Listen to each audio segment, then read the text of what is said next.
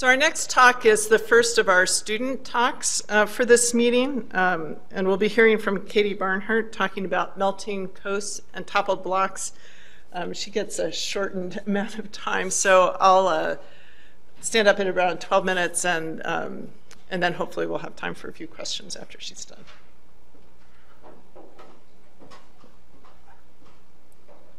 So thanks for having me talk today. Today I'm going to talk to you about work I've done to try and understand what controls the rate of rapid and accelerating coastal erosion on the north slope of Alaska. Around 16% of the nearly 2,000 kilometer long Beaufort Sea coast in Alaska is composed of icy permafrost bluffs, like the one shown here. This region has the highest ice content and the highest coastal erosion rates in the whole Arctic. And remote sensing studies in this region recently identified that the rate of land loss and the rate of coastal retreat in this region are accelerating. And just to give you a sense of the speeds I'm talking about, during the sea ice free season between 2011 and 2012, we measured on average 18 meters of shore perpendicular coastal erosion. And these changes have implications for oil and gas infrastructure, local villages, and carbon and nutrient cycling. So what does coastal erosion look like in this environment? Before I show you a time-lapse video taken from summer 2008, I want you to note the scale of this landscape. These bluffs are large, 3 to 4 meters high.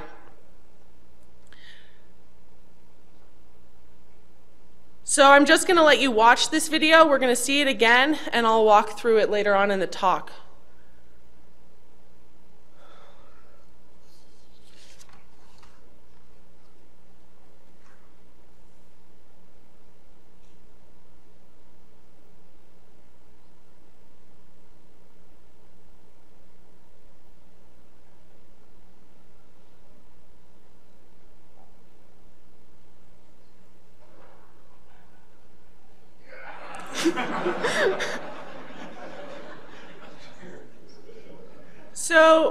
So what makes coastal erosion in this environment so dramatic?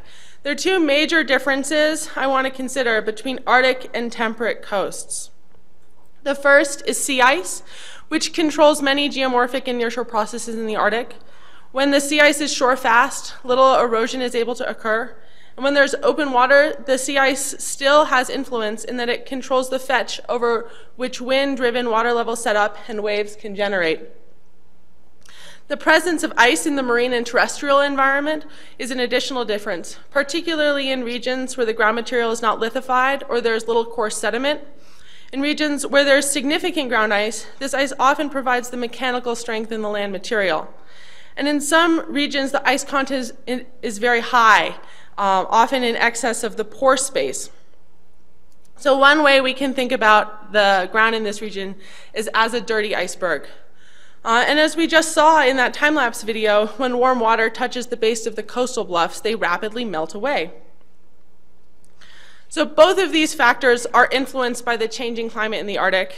In our study region, the length of the sea ice free season has expanded by 54 days over the past 30 years. And we continue to see summer sea ice minimums reach new lows. So here I show a plot of the Arctic sea ice extent. The black and gray lines represent the mean and 2 sigma standard deviation for the period 1979 to 2000, and these colored lines represent the past 6 years. And in this region, the temperature of the permafrost is also warming. This lowers the amount of heat required to melt interstitial ice. Here I show deep borehole temperature profiles collected by the USGS that show warming of the near-surface permafrost. So the observations of accelerating coastal erosion motivated a study of the processes responsible for this.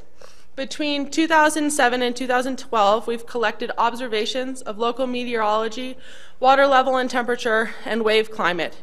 In addition, we've deployed time-lapse cameras to capture imagery like I just showed you, and perform surveys of coast position. Our work focuses near Drew Point, on the north slope of Alaska. The north slope extends north from the Brooks Range foothills to the Arctic Ocean. And this landscape is flat and dotted with thaw lakes. Much of the area is underlain by ice wedge polygons, which form through the repeated freezing and thawing of the land surface. Pure ice exists between these polygons, providing mechanically weak points in the landscape. And as you can see here, this pure ice is white. The brown material here and here is not just sediment. It's composed of silt and peat cemented by ice, and where we've worked, the ice content reaches 70% and is typically greater than 30%. And this ice cements the fine sediments and provides strength until it melts. So with this background, let's revisit that first time-lapse video.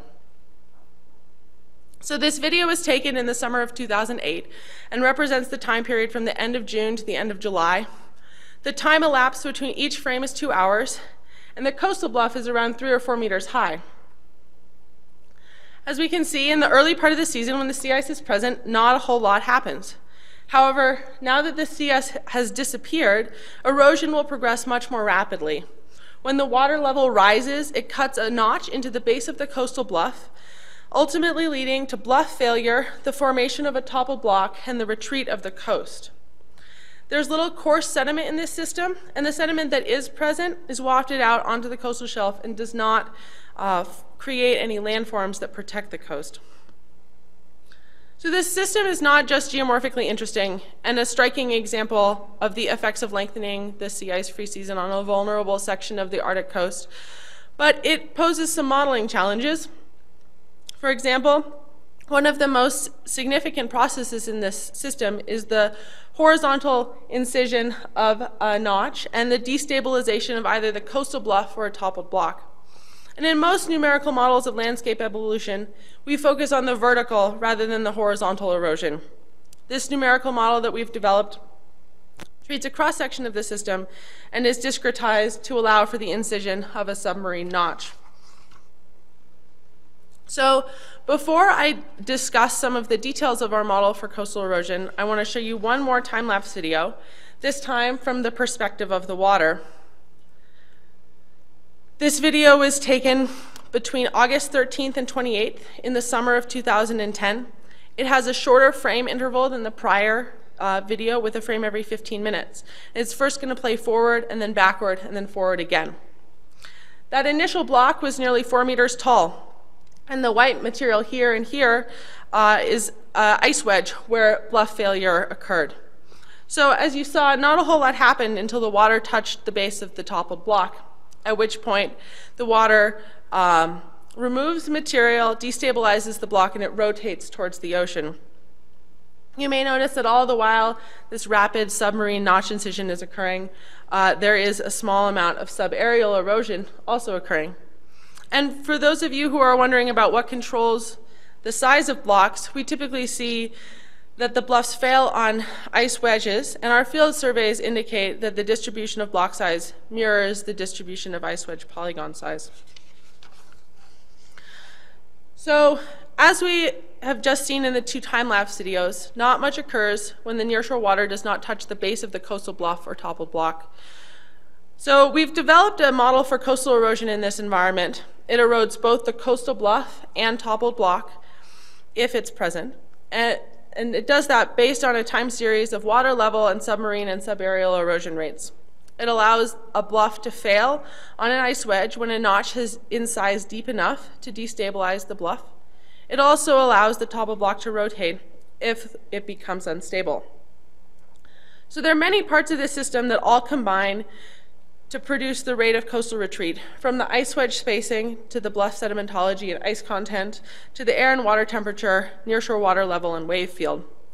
And the complexity of this system and the control of water level on whether or not the highly efficient process of submarine notch incision occurs makes predicting changes in coastal retreat rate difficult. This is one of the reasons why we've bothered to model this system. So at most basic, the rate of submarine notch incision is a function of just a few environmental conditions: the water temperature, wave field, and water level, as well as the physical properties of the land material. However, in this region, environmental conditions often co-vary. For example, we know that significant erosion occurs when storms set water levels up, but it is at these times when we observe cooling of nearshore water. In terms of the rate of submarine notch incision, these two factors oppose one another. So one question we can ask about the system is, what is the simplest relationship between the environmental conditions and the resulting rate of submarine notch incision? We consider 3 different formulations of varying complexity for the rate of submarine notch incision. And I think that this approach, in which we compare 3 different formulations for the same thing in a consistent model framework in order to evaluate them and understand their differences, is very similar to a lot of the work that CSDMS enables us to do. So the simplest of these formulations only considers the heat content of the water. A mid-complexity formulation also considers the local wave field and its control on heat transfer. And the most complex formulation considers the size of the notch and dissipation of heat over that distance. And we find that the simplest formulation does not work. The mid-complexity formulation works well, and not much is gained by employing the most complex formulation.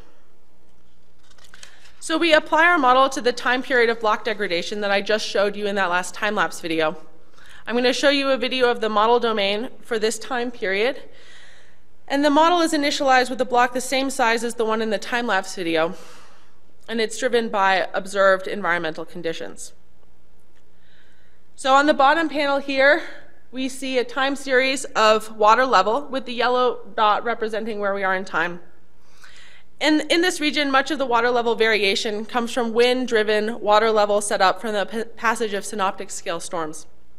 So similar to the time-lapse video, not a whole lot occurred until the water level rose, at which point the block rapidly disappears. So in order to apply this model to the long-term rate of coastal erosion, we need time series of the environmental conditions for the recent past. And in order to construct time series of air and water temperature, water level setup, and local wave field, we've developed models for each of these components of the environmental system. So here I show a schematic of our coupled model system. Time series of these environmental conditions are generated by a variety of models. These rely on a number of different data sets, including the wind field and radiation measured by NOAA at Barrow, and the whole Arctic sea ice concentration data set provided by NSIDC. These environmental conditions are transformed into our subaerial and submarine erosion rates, which are fed into our Arctic coastal erosion model to produce our predicted coastal retreat rates. And we focus on the time period 1979 to 2011, which is the availability of satellite-derived sea ice concentration. We use an hour-long time step, which is the frequency of the wind field observations at Barrow. And we find that our predicted coastal retreat rates are similar to those estimated by remote sensing studies. And as one would hope, based on the observations from the time-lapse imagery, the rate of coastal retreat that we predict is highly episodic, with a great deal of erosion occurring in short periods of time when the water level is high enough to touch the base of the coastal bluffs. So to conclude, I'm going to briefly discuss the impact of this episodicity on our ability to predict future Arctic coast retreat rates. Here I show the proportion of the total amount of erosion here and the total number of time steps in which less than a threshold maximum amount of erosion occurs in a single time step. And as you can see, nearly 60% of the total amount of erosion occurs in time periods in which not a whole lot of erosion occurs, but those make up a very high proportion of the number of time steps in which erosion occurs. And the remaining erosion occurs in a small number of very large events. So this makes considering how the system will respond to the future Arctic hard. Well, we can anticipate that the overall rate of coastal erosion in this environment will increase with an increasing long sea ice-free season, more storms, and warmer water. The immense effect of a few rapid events makes, on the total amount of coastal retreat, makes this sort of prediction difficult.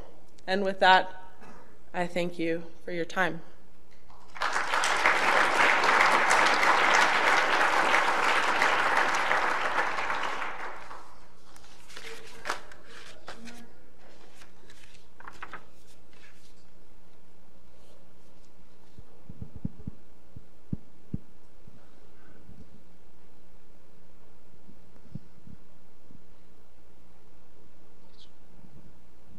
Very nice talk. I have a question about the data. If you have the size of the blocks in those areas, your model actually start with the existing blocks. But if you have like a statistical characteristic size of the blocks over that area, probably you can make like a large scale model. So a couple of things. We have distributions of the block size from field observations, and then as far as in the model, we treat a cross section. So I have, in the case of the short time period that corresponds with the time-lapse imagery, we start with a block that has the same dimensions as what we measured in the field, and then we actually track that.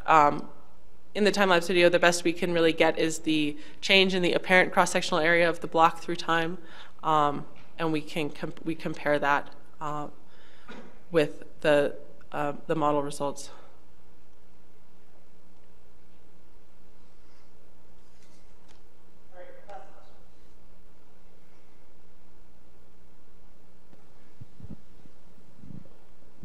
So I wonder if the sea level was lower, would the landscape be stable, or would it still be, the tension cracks would still be there because it's innately unstable? So my sense, if the water level never touched the base of the Toppled block, you would have sort of warming of the surface, and you would essentially create a thermal boundary layer. The coast might slump a little bit, and how much of that material would get removed away, I'm not sure. But I think it would become much more stable if the water level was lower.